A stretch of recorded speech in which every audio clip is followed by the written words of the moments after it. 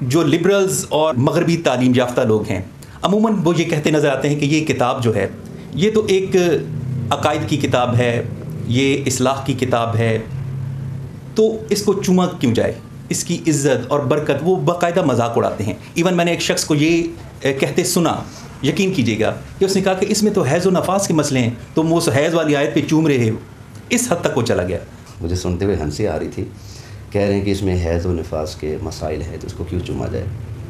قرآن میں حیض و نفاس کے مسائل ہیں، کیوں چوما جائے؟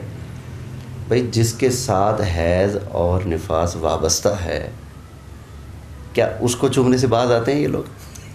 ماشاء اللہ، ادھر تو مسائل ہے نا، ہاں جی، اور ادھر یہ چیز بالفعل اس میں پائی جا رہی ہے۔ بالکل صحیح، نہ صرف مسائل بلکہ ان کے ساتھ یہ چیز پیش آ رہی ہے۔ جی بالکل، لیکن اس کے باوجود بیٹی سمجھ کر بیٹی کو بوسہ دیا جا رہا ہے، سنت مصطفیٰ ہے، ٹھیک ہے نا۔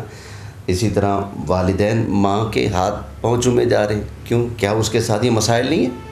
جو یہ سوال کر رہے ہیں ہم ان سے سوال کر رہے ہیں نا، کیا بات ہے، کیا بات ہے۔ کیا وہ اپنی زوجہ پر جب انہیں پیار آتا ہے کیا وہ اس کا بوسہ نہیں کرتے، بوسوں کنار کرتے ہیں؟ تو پھر کیا آپ ایک ناجائز کام کر رہے ہو؟ آپ